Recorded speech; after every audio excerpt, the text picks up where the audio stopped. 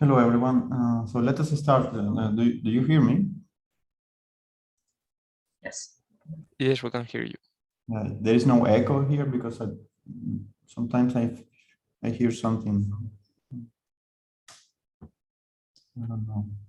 You don't feel any echo, right? We can hear you well. Okay, very nice. Okay, good. So yeah, let us continue. Let us continue with what we were discussing yesterday, and that was statistical test. No, goodness of fit.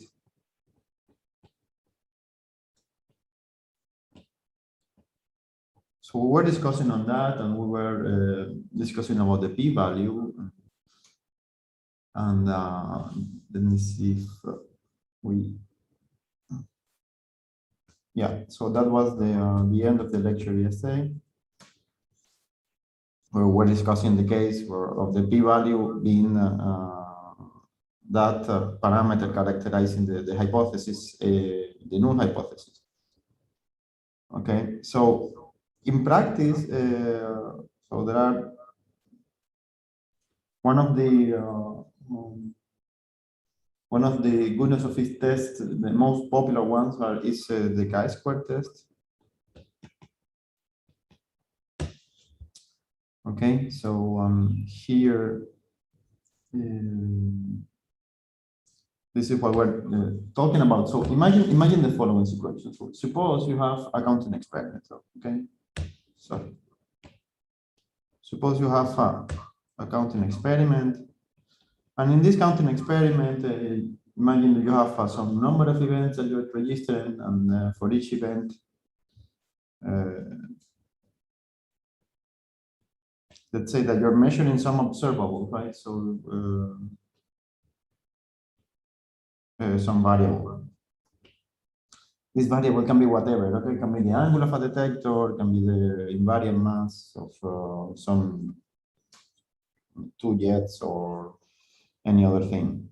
Okay. So typically, then the idea here is to like build a histogram of X.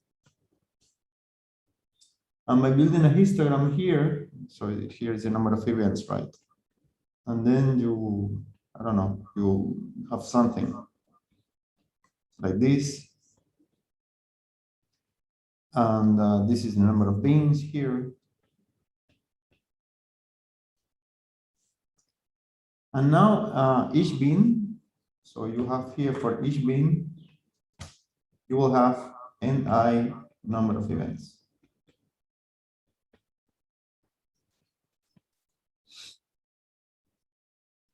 And this is a histogram characterized by these quantities, okay? Then what you say, okay, these ni, I assume they are independent, and I assume they follow Poisson distribution.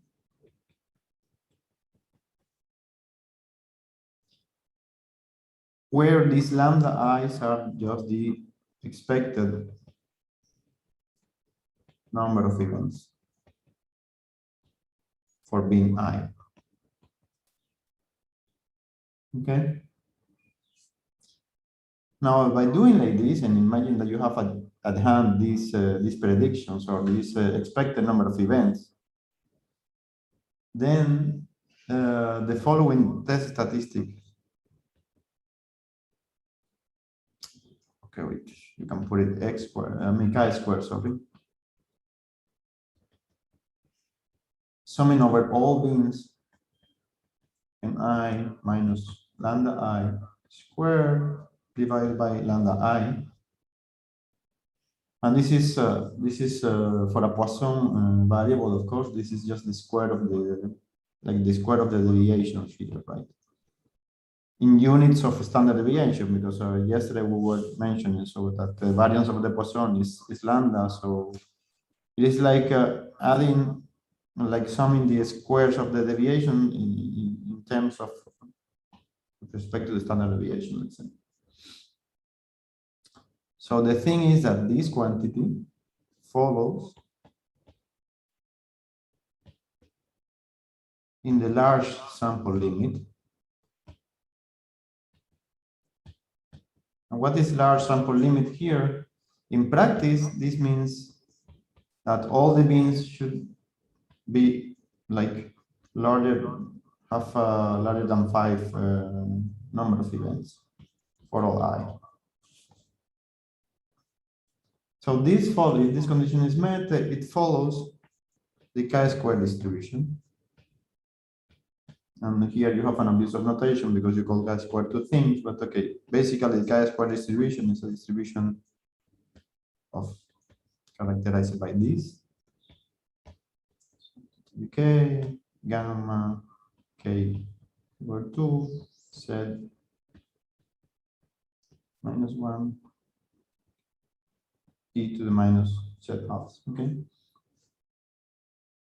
And here K is just the degrees of freedom. So this is a natural number, and Z is a real number, but positive, okay?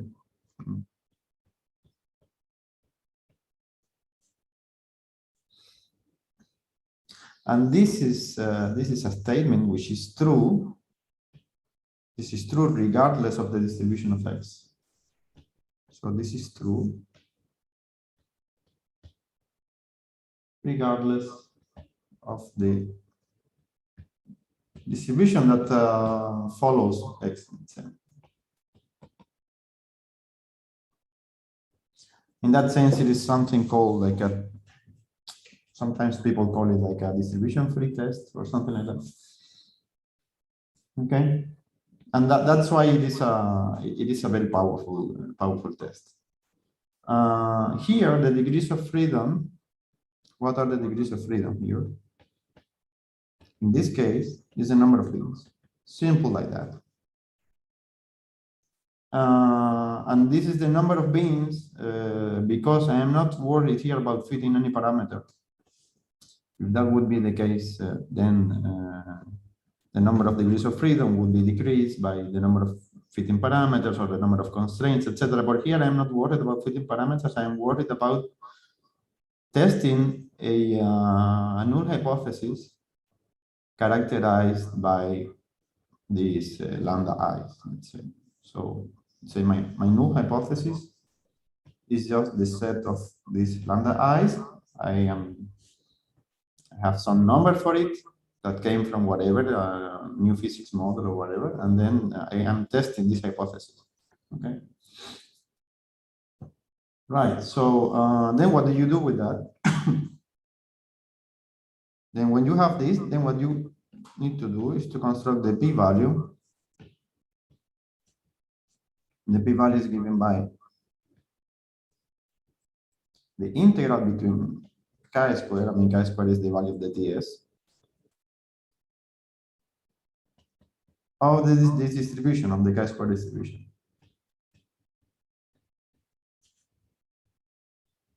Okay. So here you see that here the chi-square depends on your hypothesis, of course, because chi-square depends on your lambda i's, which is what constitutes your null hypothesis. So in a way, this is a well-defined quantity, and then you can just look up in tables, right? So this can be checked in tables. And then, depending on that, you can either reject or accept your null hypothesis. For example, let me show like a table here. I think I have one around. Yes, this one.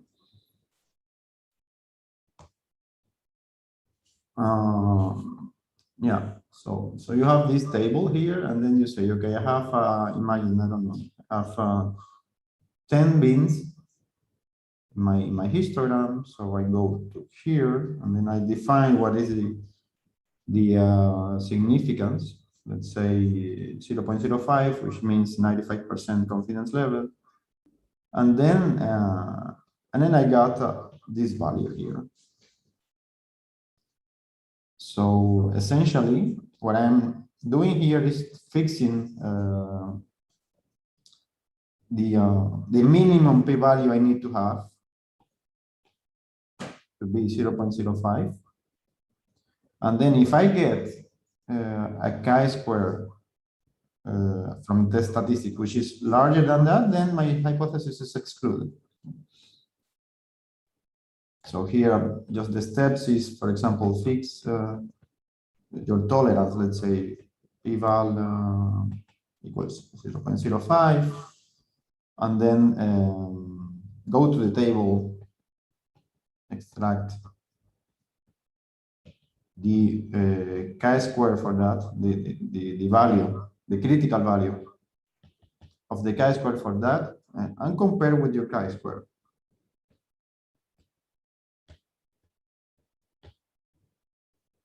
So if chi-square, this is a square, sorry, not a two, oops, sorry for that.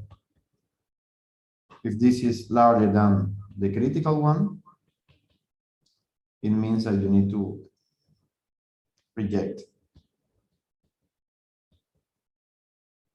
the null hypothesis. Okay. Is it clear, this procedure? Is there any questions so far here?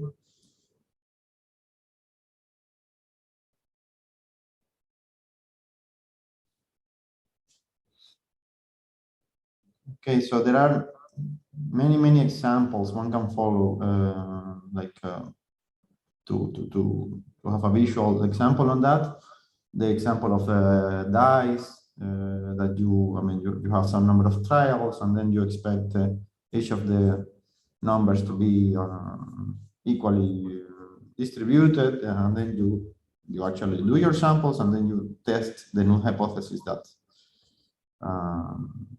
the dice are fair, and then you get a chi-square responding to that or not. I mean, there are, so I would say, many examples on that, but this is a typical situation that in physics we encounter, that with this simple counting experiment, and this is the way to go. I have a question about, like, I guess that the output of this test will depend on how you bin your histogram. Exactly.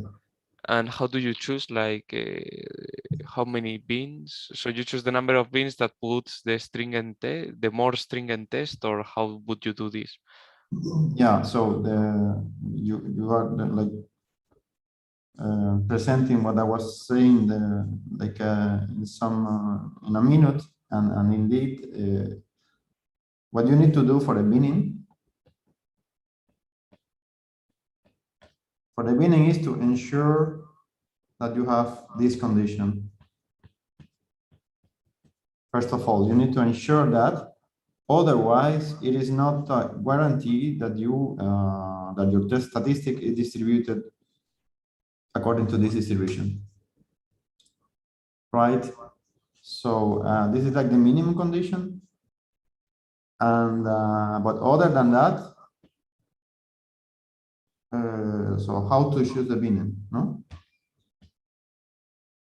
And this is completely up to the analyst. I mean, it is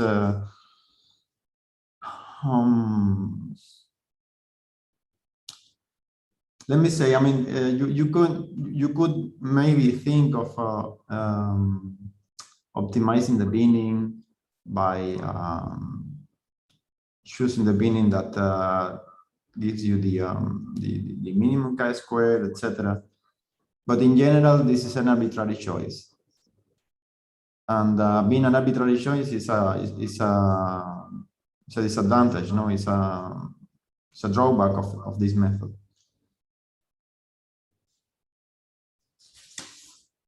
Okay, so there is no clear there is no consensus about what is the best binning strategy, at least as far as I know, and then you need to sort of live with that, or do another test, which is what I'm presenting now.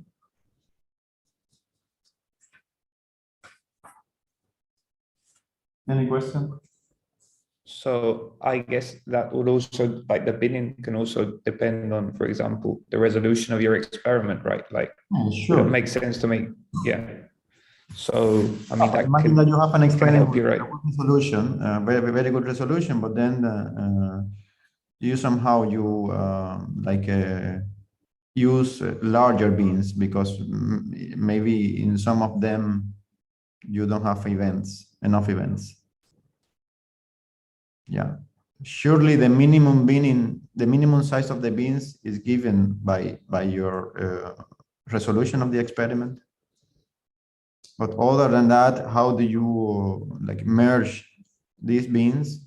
I don't think there is a consensus about the best strategy for that.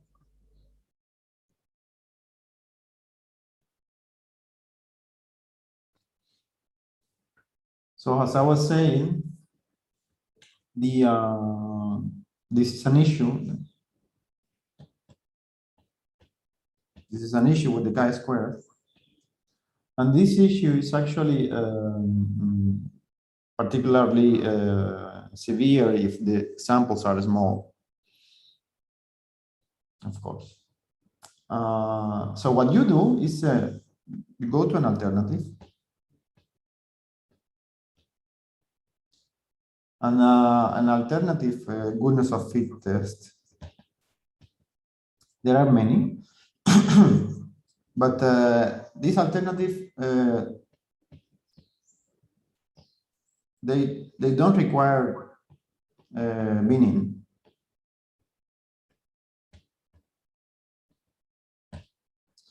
One of the most popular ones is the so-called Kolmogorov-Smirnov test. Smirnov. And this works in the following way. So assume you have some observations. Assume you have n observations. Okay. From xi. So what you need to do, first of all, is to sort them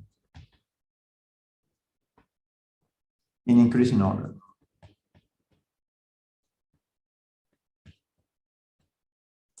And when you do that, you can construct this function. So let me call this function f of n because you have n observations. You have 1 over n, the sum over all observations of the heaviside theta and step function, x minus xi. So this function, which you can construct, sorry, it is called the empirical distribution function.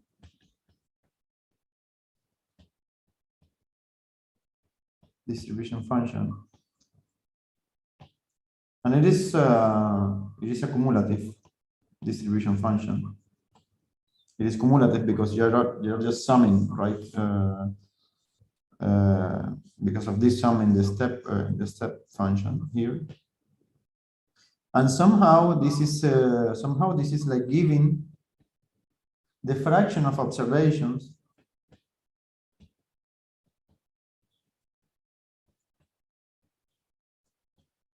okay, where you have that xi is smaller than the x that you are the argument of the function. So how does it look? I think I have another image here that I can share.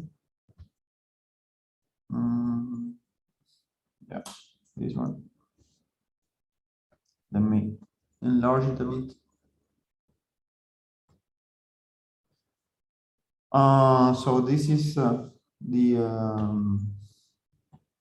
this is the empirical distribution function. I mean, this f of n of x. The given by the blue is like in stairs, okay? And then what you do is to compare. So you compare this cumulative function with the cumulative defined by your null hypothesis. No? Okay, of course you know that, I mean, you have a probability distribution of your x defined by your null hypothesis, which you can immediately convert to a CDF, which depends on your null hypothesis. And this is the red curve here. Okay, this is the CDF, which depends on your null hypothesis. Is it clear, the procedure? And then the next step is the following. Then what it turns out is that you have this Kolmogorov-Smirnov statistic, this test statistic for the reference cumulative.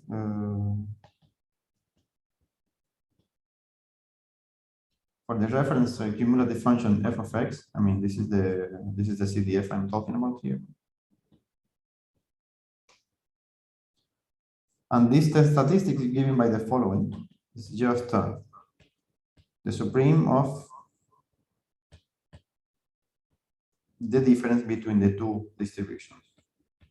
So essentially what this implies is that then you go value by value, and then you just find what is the x.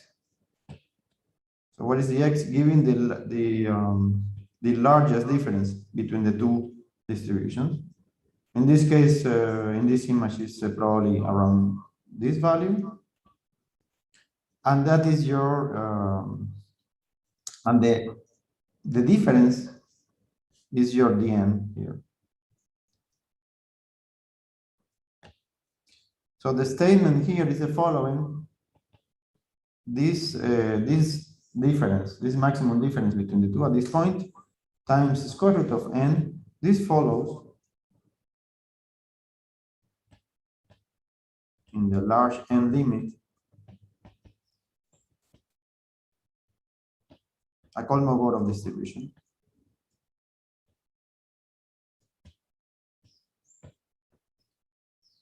Okay, so again, what you do, the procedure is then compute this. So you look up in tables, and then you see if value is too large, if the value you get is too large, given by, of course, your significance, etc., then you reject your null hypothesis. Okay, it's a very simple, I mean, it's very powerful because of this independence of the binning. And it's also a simple thing, which, however, is defined for a one-dimensional case. Okay. So if you want to now to analyze a variable, a random variable here, which is instead of x is like a vector of random variables, then okay, there are works in the literature trying to generalize the Kolmogorov-Smirnov test for a multidimensional random variables, but I mean, this is the canonical thing is this one. Okay. Is there any question for this? So note that the only thing you need to do is to sort your observations, build this guy here, and and compare it with the reference CDF. How does the power of this method compare with the chi-square method? The power of this method. How do you compare two tests? So what does it mean, power, in this sense? I mean, which has more discriminating power against the null hypothesis? In the sense of what we saw yesterday of alpha and beta and so on. Yeah, so in this sense, the alpha is the same because you are using your alpha, you're fixing your alpha in the case of chi-square here by choosing this number, no? And also in the case of a Kolmogorov-Smirnov test, you fix your significance. So the alphas are the same if you want. So a 95% confidence level. Then it really depends on the problem here. So I think that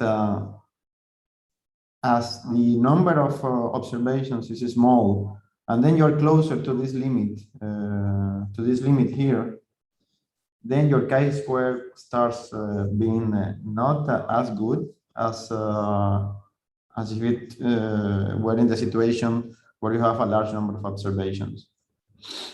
And in this sense, it is likely that the KES test is giving you the best answer. However, in the limit of large n, yeah, I think that the chi-square is very powerful here. So I am not sure about.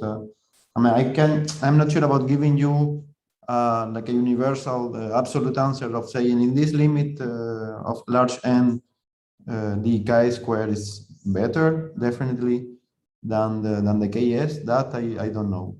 What I know is that Kolmogorov-Smirnov is definitely better with small samples. But it is an interesting question, yes.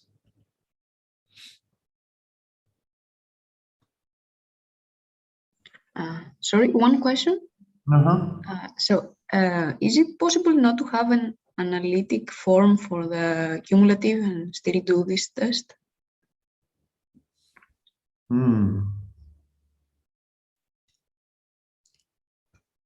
I don't think so. No, I mean, you're talking about the reference CDF? Yes. Yeah, I don't think so. You are entitled to have an analytic form to compare with. Okay. But if you can estimate it with Monte Carlo or something like that, Yes. doesn't it work? Yeah.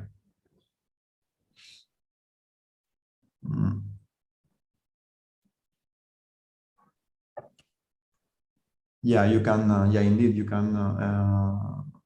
You can do some bootstrapping that we may talk about probably tomorrow or so, and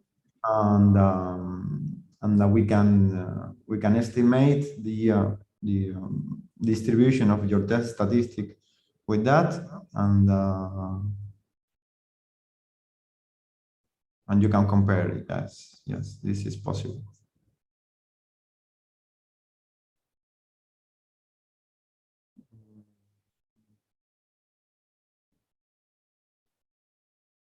So if you do that, actually, the only thing that you need to do is to simulate observations, no, from the Monte Carlo. So if you simulate observations there, then you can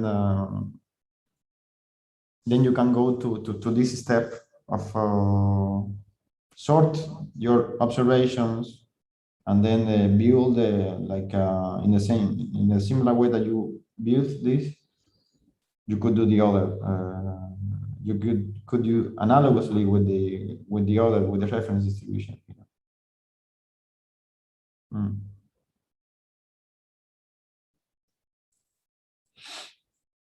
No, it's a good point.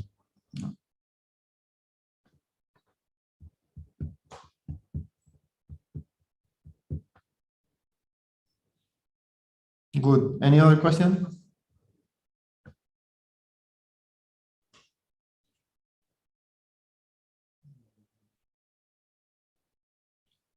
Okay, so I think this is all I have for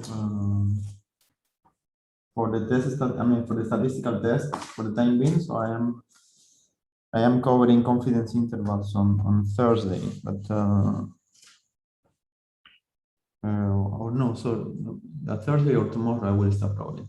But for the time being, I was planning to change to the next topic and to talk about parameter estimation.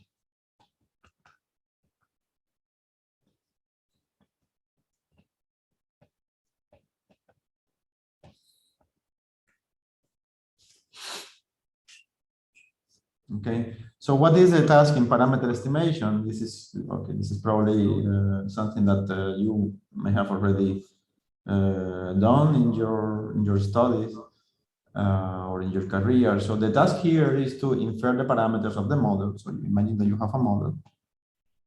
Propose your model, a physics model, for example. This model, of course, has some parameters. No? So you want to like fit or want to estimate these parameters from the data you have. Right. So more concretely, now imagine that you have that your data is just a number of one-dimensional observations that I can collect in a vector. Then, if data is independent and identically distributed, what you build is the object that we were discussing yesterday, which is just the likelihood. Okay. So let me just write the likelihood and then talk about it. And it is just a product because the data is independent.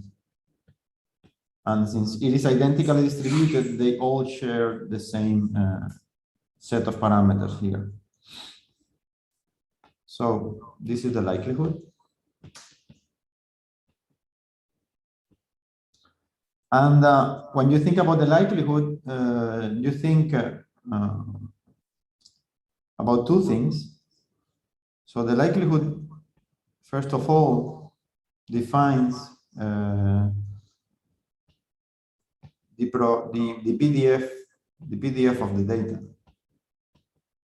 This is first of all like that, right? So imagine that you were having some concrete numbers for your parameters.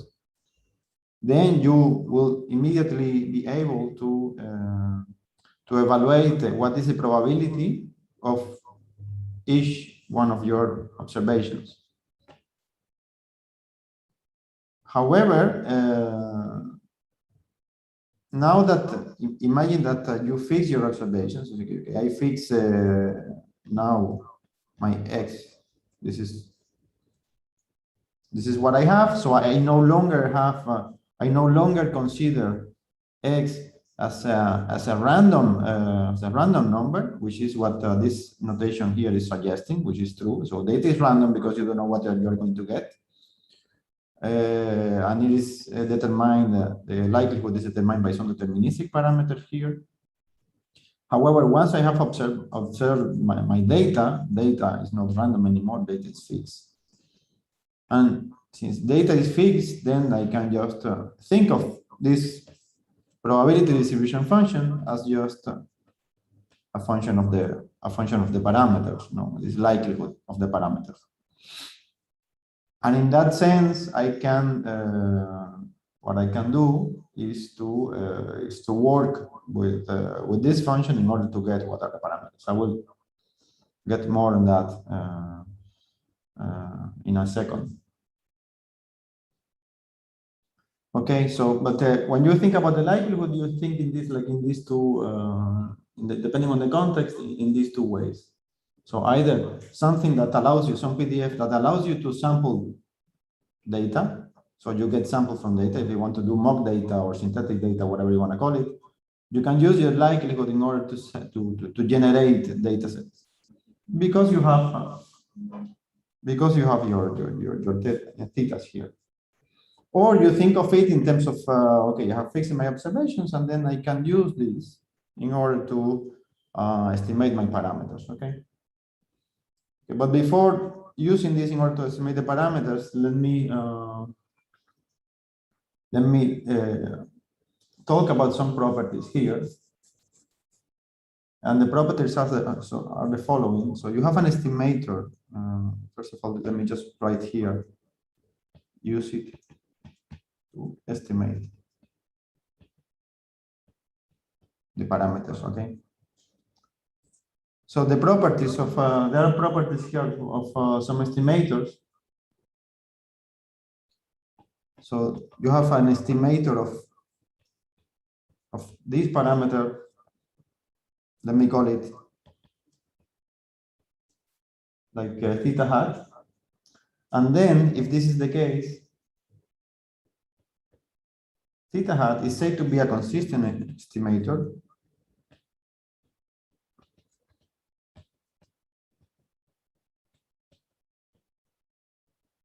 if the limit of n goes to infinity, I mean any of the number of measurements of the experiment, okay?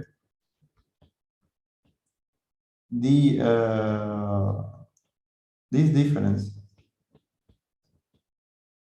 the probability of this difference being larger than epsilon is 0.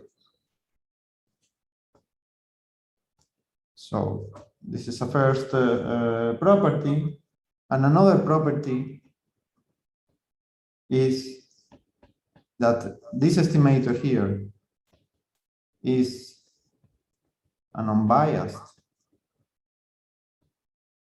estimator if the bias, and the bias is the expectation value of your estimator minus the true value, it is 0. Where here, this expectation value is taken with respect to different experiments. Okay. And this here is, I was saying, is the number of measurements, let's say.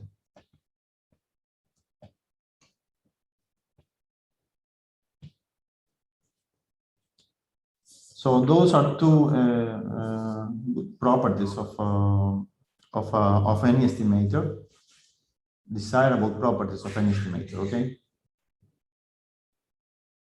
And then, for example, so let me put examples of estimators here. So the first example is the following. Even if, so you have this observation here and with unknown PDF, so the underlying PDF or the likelihood, etc. Even if this is the case, then this thing called the sample mean so this is called the sample mean. So this is a consistent and also unbiased estimator.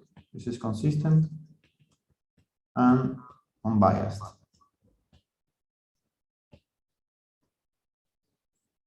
And the way to demonstrate this is easy. So this is just you compute the expectation value of. So I'm computing the bias if you want. the expectation value of my estimator, and this is 1 over n, and then this is just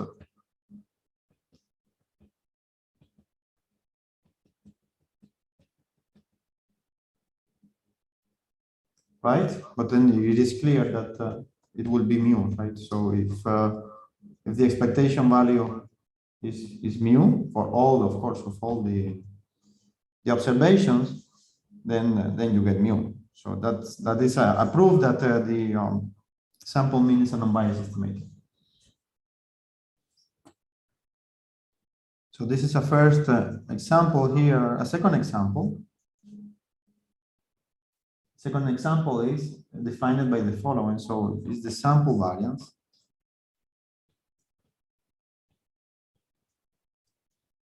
Let me call it S squared. Is defined by 1 over n minus 1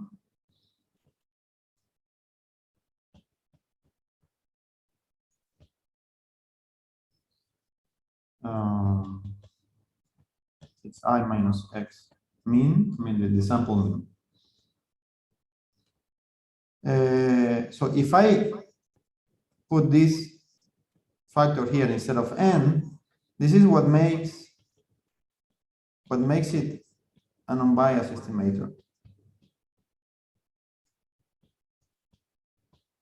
of the true variance.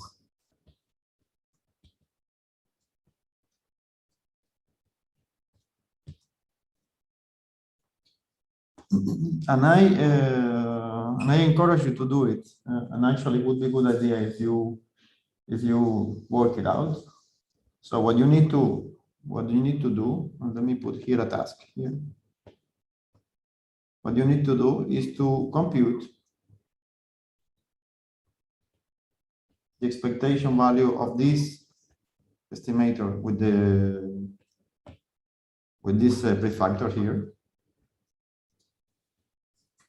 and to check that this is equal to sigma squared, where sigma squared is the true variance, let's say. Okay. So you need to check this.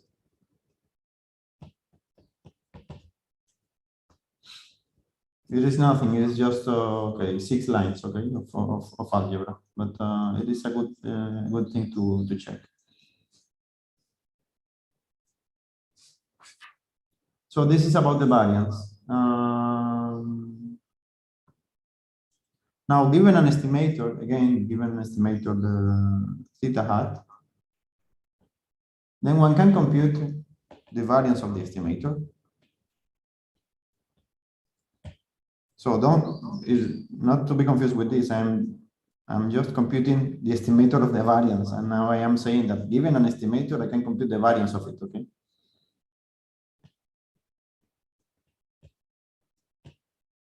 The variance of the estimator here is defined by the definition of the variance. I think yesterday we talked about that.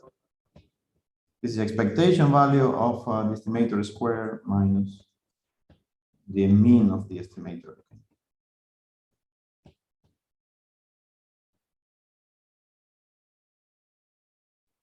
Right, so for example, what is the variance? So what is the variance of this estimator here? The variance of this estimator, so we just apply the formula. This is 1 over n sum over I is I squared minus this term, but this term is just mu squared. Okay. So if I work this, then what I get is mu squared plus sigma squared over n. This is this part. You know what is this part, right? So it is, I'm just what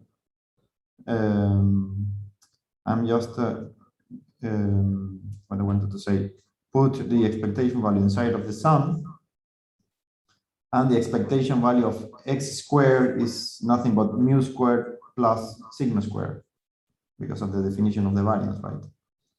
And that's why I get this term here. Minus mu squared, so this is just sigma squared over n. And this is good. I mean, this is a well-known result because, I mean, it's just well-known that the standard deviation of the mean, of the sample mean,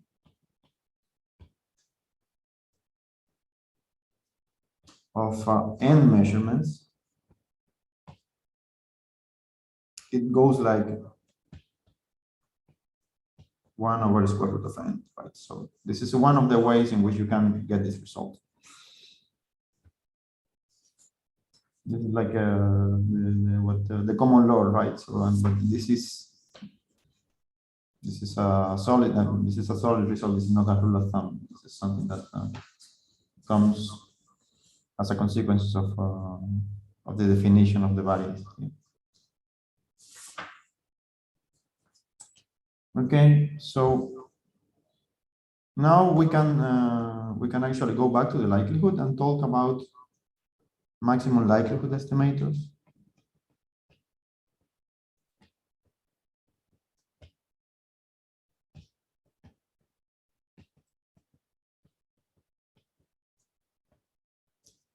Is there any questions before that? Sorry.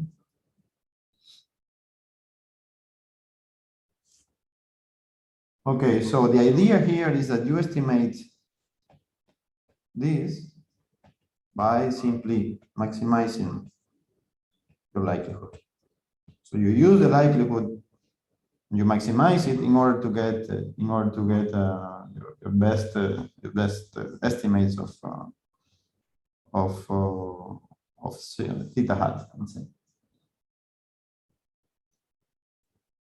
So let's see an example of that, and this is omnipresent actually in any data analysis. Okay, so this is either in the traditional data analysis. This is what we do. This is in traditional machine learning approach. This is what we do. This is always the case here, unless you go to Bayesian approach. But this is the traditional way of doing a frequentist approach.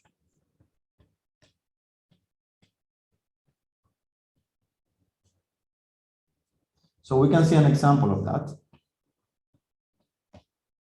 An example of that, imagine I have a likelihood, and the likelihood now I just put the parameters.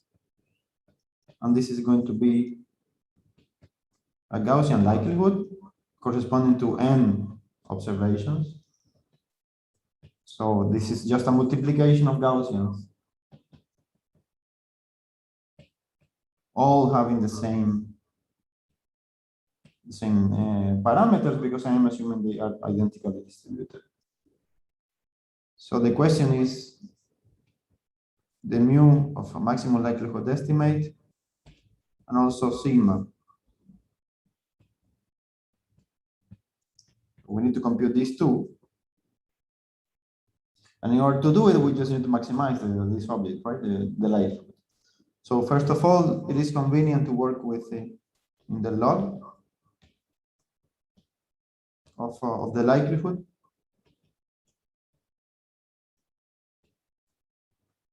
So if I mean, this is a natural log, okay?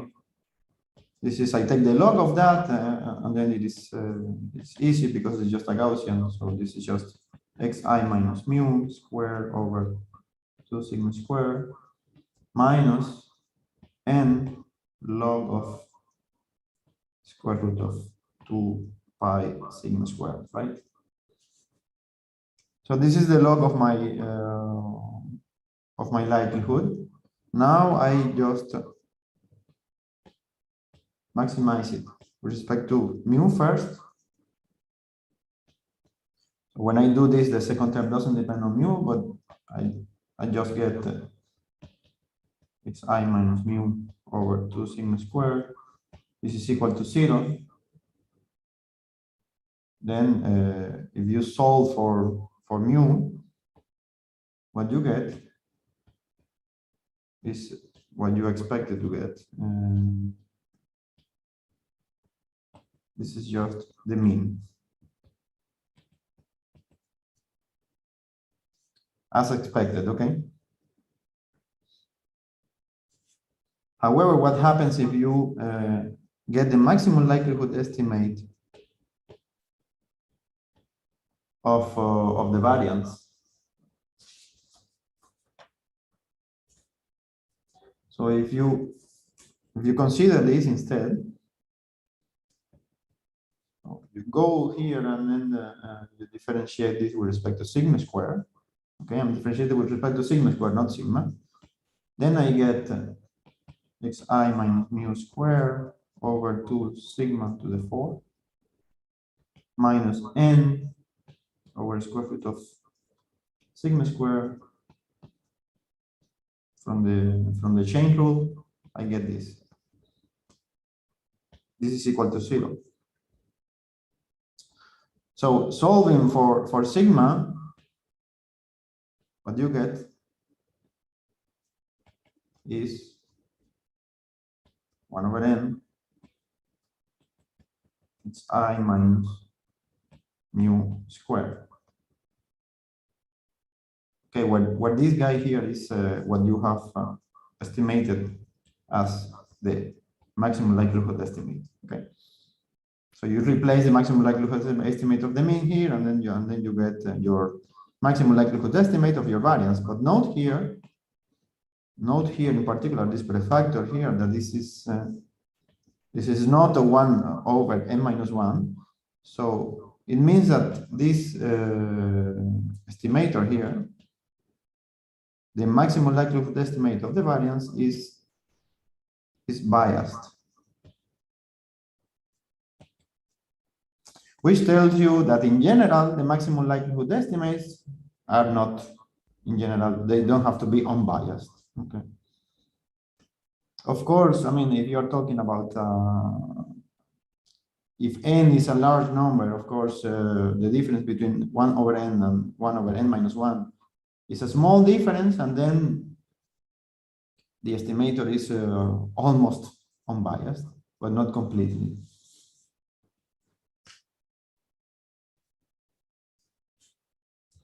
So then what happens if, in the case that, I mean, if we deal with in general, right?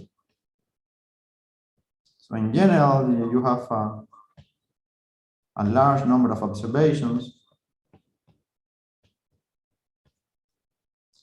And in general, you have complicated models. No?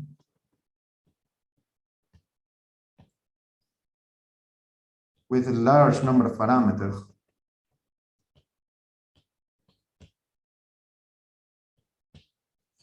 And of course, all of this, I mean, this procedure is, of course, not analytical in general. And so the state of the art of this, the way to go here is to use tools for that, numerical tools for that do automatic differentiation.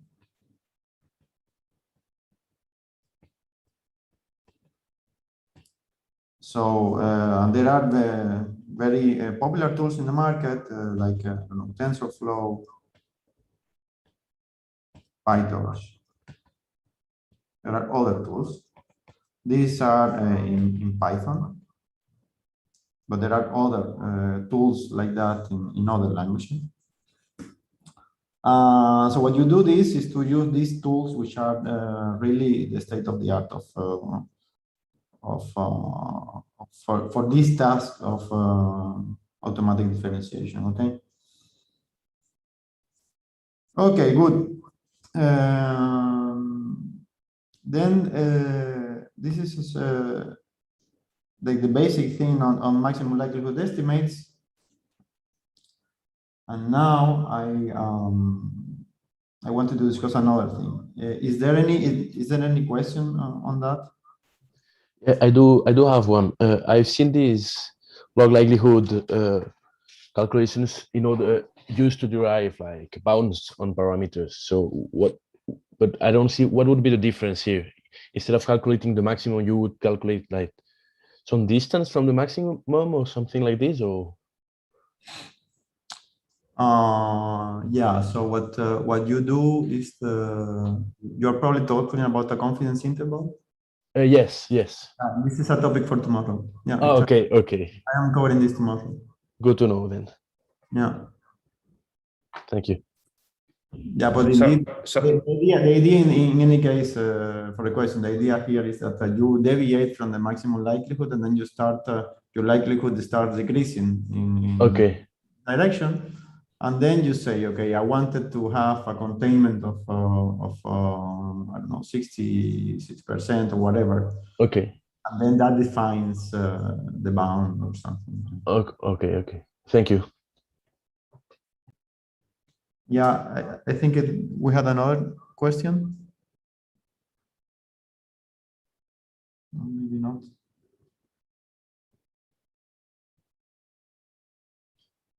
Okay, if everything is clear now, we can let's make a break here for 10 minutes actually. So we go back at 8 past or something like that. Is it okay? Yes, great. Yes. Okay, perfect. So see you in 10 minutes.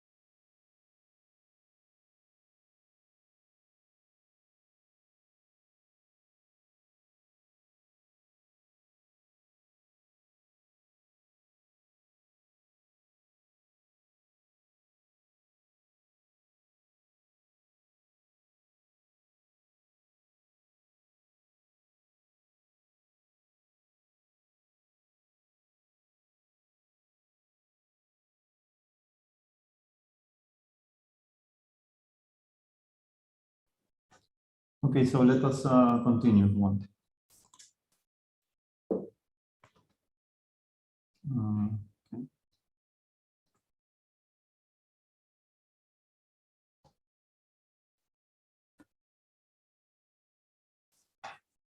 Okay. Actually, what I mean, what remains of today is a short thing, so we will finish sooner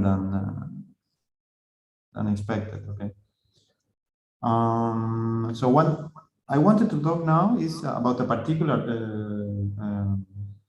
case of parameter estimation, which is very useful for people. For example, it's very typical people doing the data analysis at the LHC but not necessarily at the LHC. So you have many other applications, but that it is so-called shape analysis.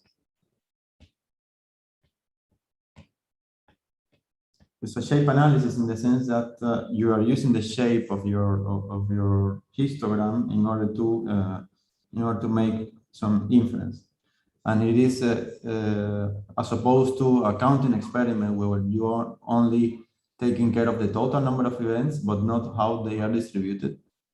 So here in the shape analysis, you actually take into account the distribution of that.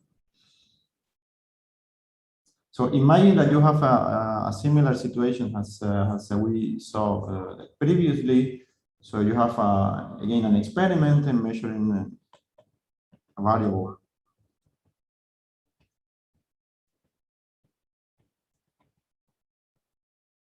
Some observable x.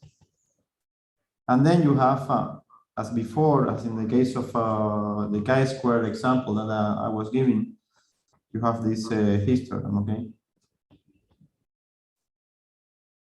Where this is the number of events.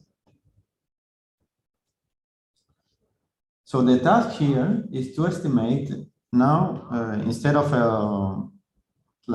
testing the null hypothesis corresponding to the expected value of the number of counts at every bin. So here the task here is to estimate some the parameters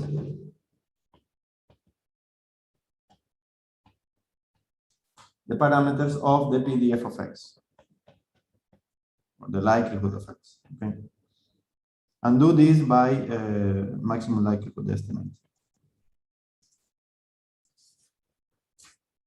An illustrative example of that, I mean, I tell you, I just picked an example of the LAC, but you can do this in many contexts.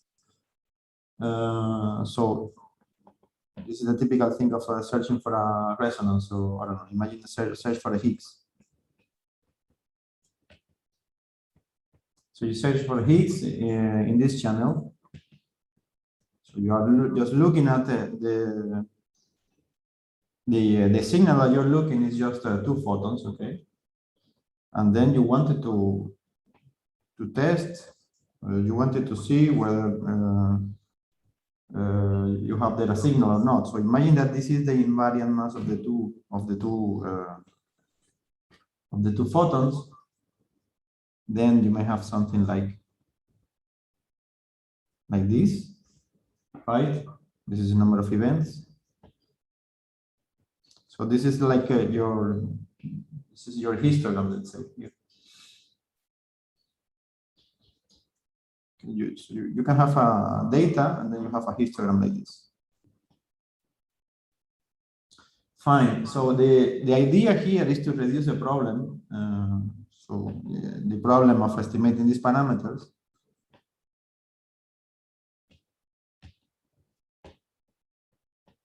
Of estimating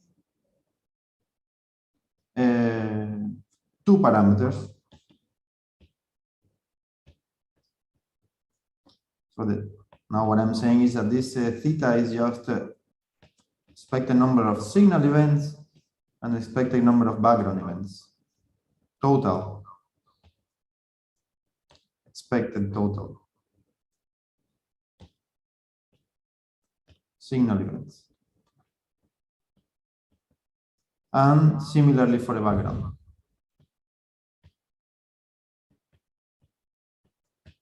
Okay. And you can reduce the problem because you have at hand, you have the knowledge. So you assume you know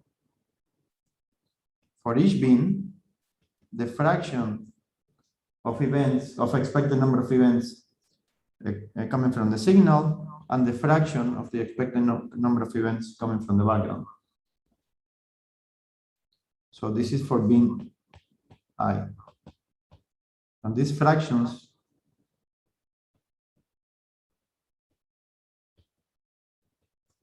are known.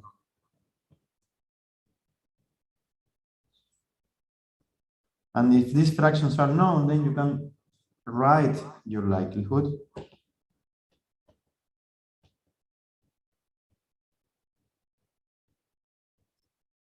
in the following way. So you have the likelihood of n vector, and n vector is just the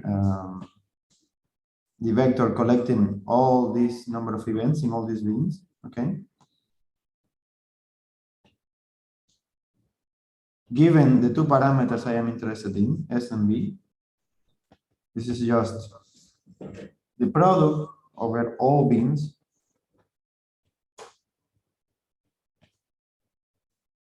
of the Poisson distribution and the expected number of events in bin I is S times FIS plus B times FIB. Okay, and these fractions are known. And these are the shapes, okay, that then determines, once you have the total number of events, either for S and for B, you can determine the expected number of events at the beginning. And so this is an example. This is just an example. Then of course you maximize this likelihood with respect to S and B. And this is an example of so-called bin shape analysis.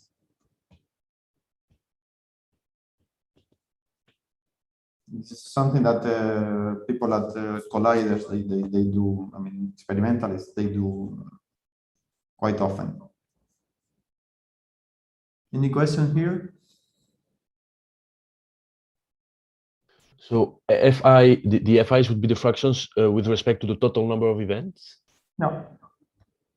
Okay, okay, thanks. But are FIS and FIB known theoretically, or how do we know them?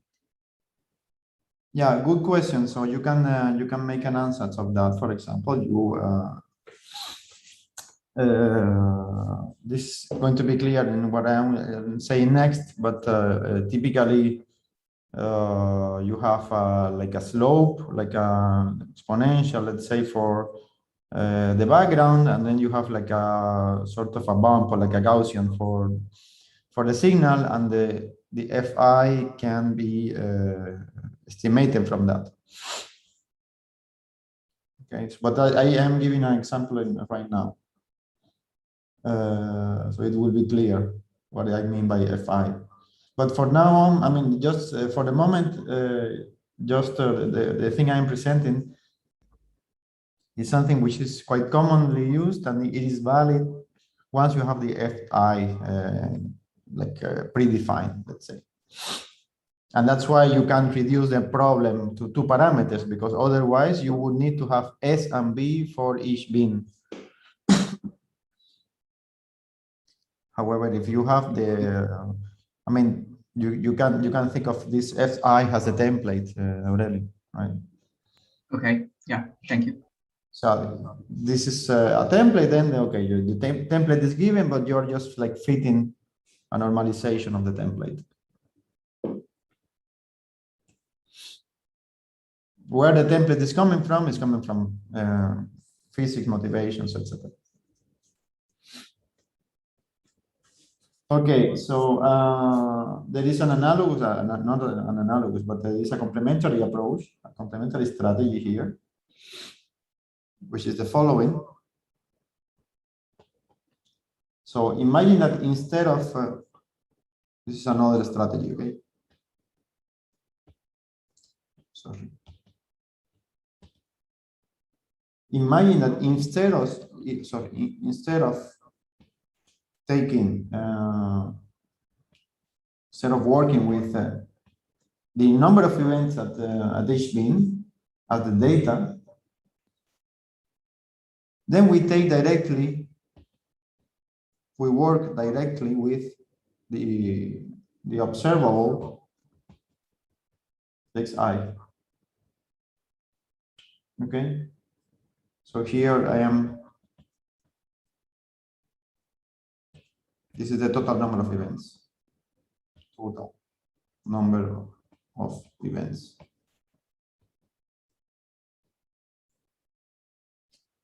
And where x is what here, x again is the invariant mass, okay?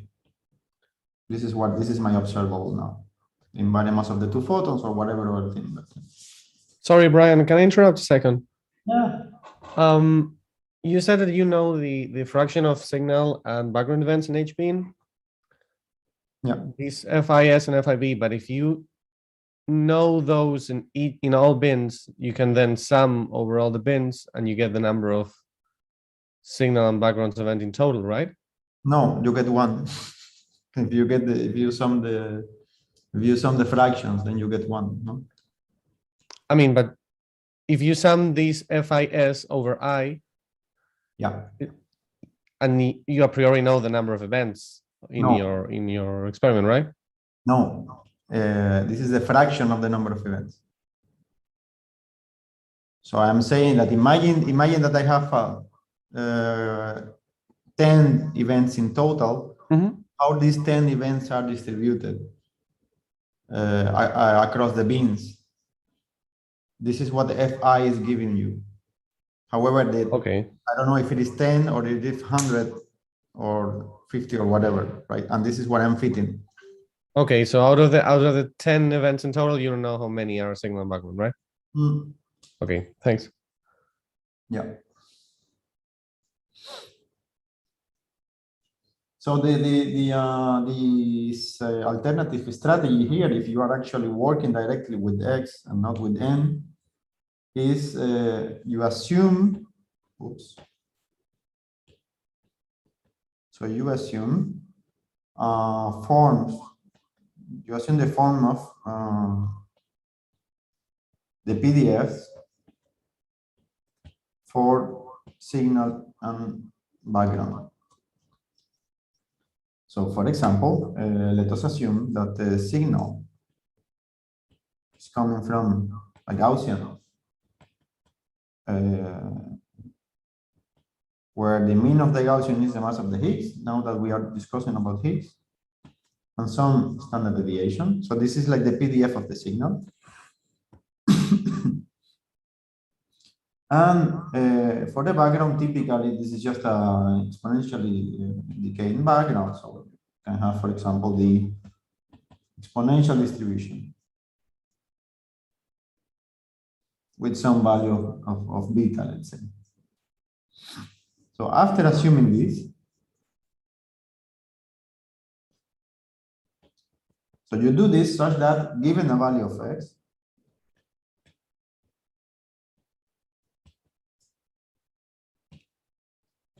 the likelihood of this value is given by S over S plus B times the PDF of the signal plus B divided by the same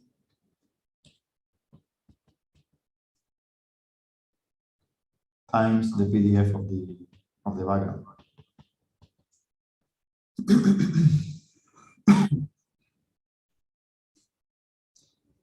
Now, Now there is another element, another ingredient here is the fact that also, on the other hand, since the total number of events is something that you don't know a priori, right? So I'm talking about this n. You don't know it a priori, you don't know how much you are going to get. This is also a random variable.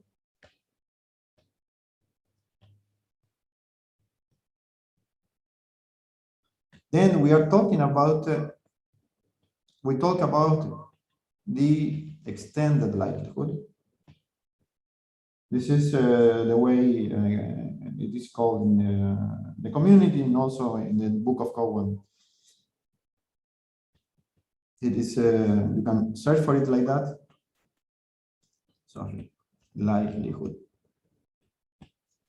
Then the extended likelihood that you want to work with is the following. So it's just the Poisson of n, which is a random number given by the parameter, which is the total expected total number of events, which is the sum of s plus b, times the sum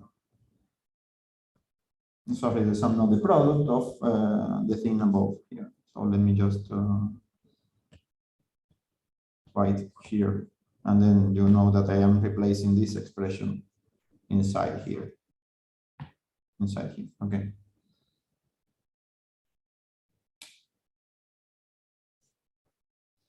And this is the way to go there. Of course, note that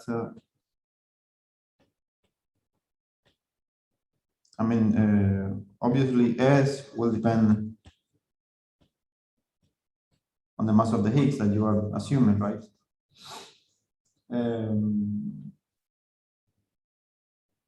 So here you may even use this to fit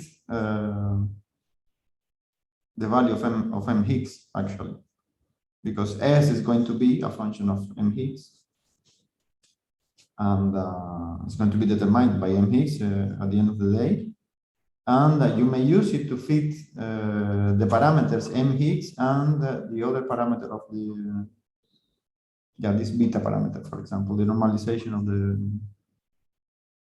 decay rate of the background, let's say. So it is, in a way, you can like think of it as use it not to fit S and B, but to fit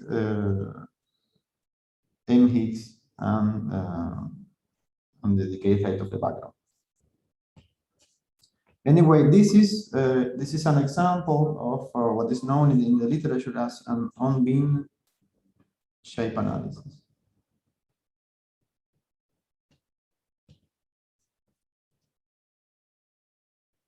Okay, and the connection between the two, the connection between beam and on-beam analysis is the following.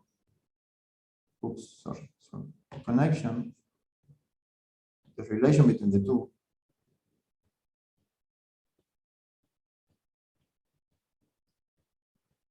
Okay, is by noting that if the number of beams goes to infinity, then these fractions are actually converging to the corresponding PDFs. And the other is corresponding to the background PDF.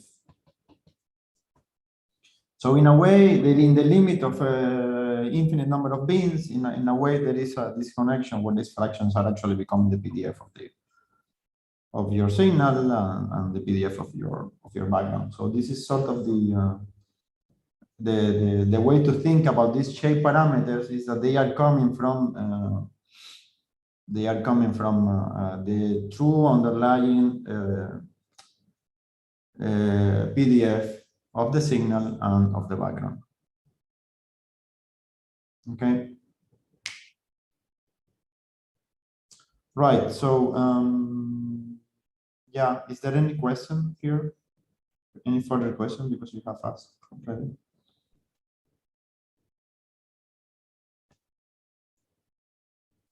Okay. I have a question. I have a question that why do we not have that n is equal to s to the signal plus background? Where would the remaining counts or the why is the total number if we only have signal and background, why is the total number not the signal plus the background? Because S and B are defined to be the expected number, and this is Okay, an I expected understand. number from your theory. So you have a theory which is, I don't know, standard model plus new physics. This gives you an expected number, but in reality, you make the experiment and then you may have a fluctuation of that. Okay. Yeah.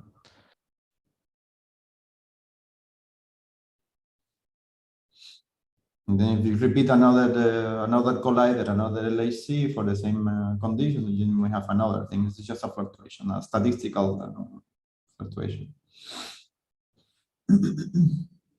Yeah. Any other questions here? This is a very powerful thing, by the way. So I tell you, this is the basis of many analysis at the LHC.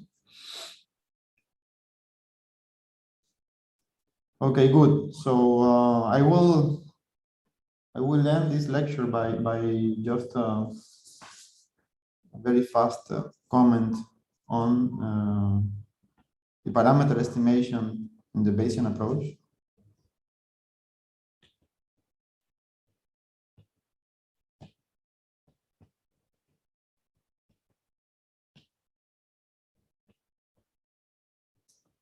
So the idea here, so instead of, so imagine that you have a model. And typically, as I was telling you yesterday, when you have a model of a mean, which is the expected value of some observable. And this depends on some parameters here. This is typically what we do. Mean of some observable. And we go from computing, or sorry, from estimating this by maximizing, so let me call optimum here, by maximizing the likelihood.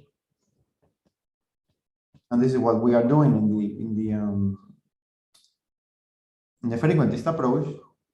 Now, here the idea is to compute this optimum theta by maximizing the posterior. I mean, when I'm saying the posterior, I'm just saying P of theta given the data that you have. Okay, so the posterior is just so you apply the Bayes theorem and then you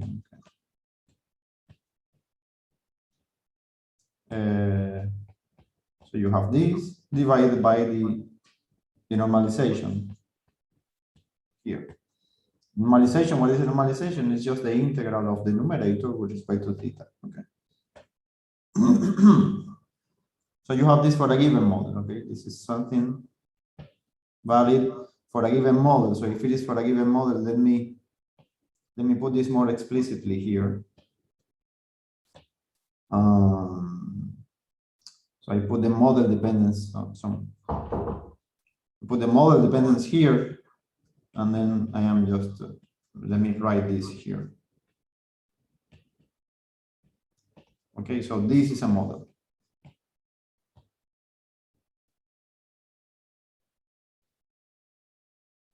Fine. So what you do is the following: you say, okay, in order to, so if I want to get the optimum parameters by maximizing this object, and actually this object is pretty complicated, and it's pretty complicated mostly because of the denominator here. And but actually the denominator here doesn't depend on theta. So what you do is simply to say that this thing is actually the Rmax, the optimum is the Rmax of the numerator. So just this, I'm just now omitting the dependence on the model here. This is obvious. And this is actually called, this is just, instead of maximum likelihood estimate, it's called maximum a posteriori estimate, MAP. And that is the way to go for the cases where it is interesting to include, to do a Bayesian analysis, where you include some priors on your parameters and actually, yeah. So what I was saying is that there is, I am not entering into this fight between frequentist and Bayesian, of course, but if you don't assume a priori, if you say you don't want to, I don't want to assume a prior for that, so I am just considering my likelihood. So people say, okay, but then you are saying that this is a flat prior. Mathematically, it is equivalent to having a flat prior. But anyway, this is an endless discussion. I am not getting into that. And but this is what you do typically in the Bayesian approach, right? So the problem is, of course, in many practical situations, people, what I was saying is you need to work out this, not for this particular problem, but the problem of Bayesian inference in general is estimating this guy here, because there are situations in which you need the full posterior. And this is the whole work that requires another series of lectures. But for the time being, for just estimating the optimum parameters, you don't need actually the denominator. Okay. Any questions?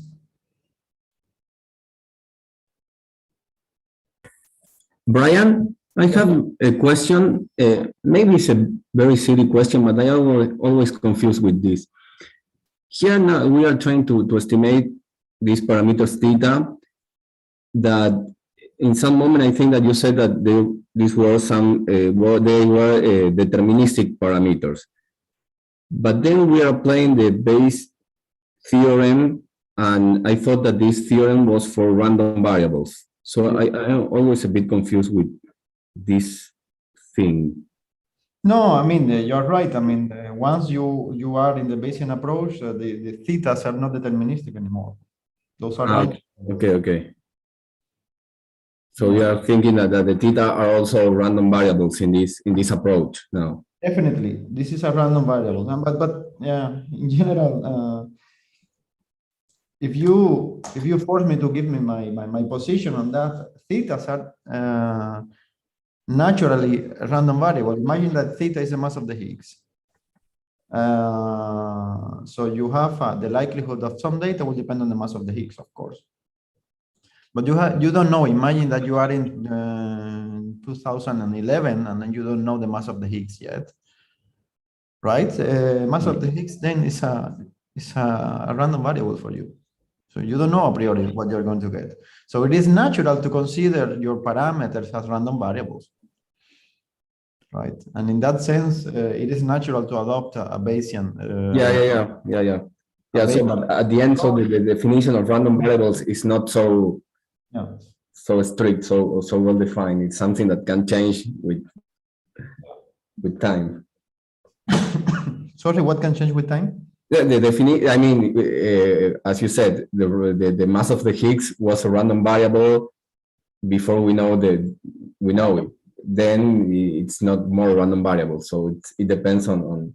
Yeah, exactly. So what is deterministic here is now the parameters determining the prior. Okay. So this prior here will have some parameters inside. Like for example, imagine that the prior is like a Gaussian again, or with some mean and some variance. This mean and variance of that Gaussian are the the new deterministic parameters of your statistical model. I see. Yeah. If it is a uniform distribution, it is just the range of window for the uniform distribution. Okay. Yeah, but yeah, indeed. I mean, the theta here is just a random variable, and I'm just getting the optimum. Perfect. Thank you, Brian.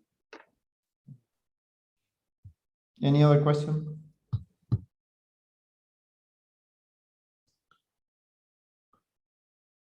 Okay, so I think I'm finished for today. That was shorter than yesterday, but I prefer to start with the other topic tomorrow.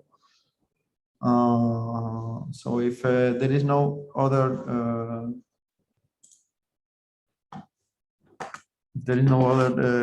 topic here, yesterday I needed to check the attendees. So I don't know how to do this now. Let me just give me 1 second to write your names, and this is something that is required for you. I'm sorry.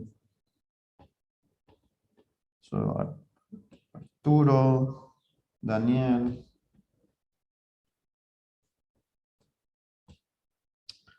David Alonso,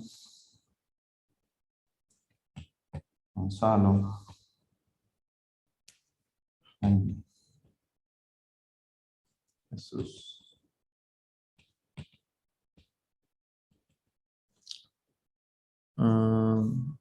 Okay.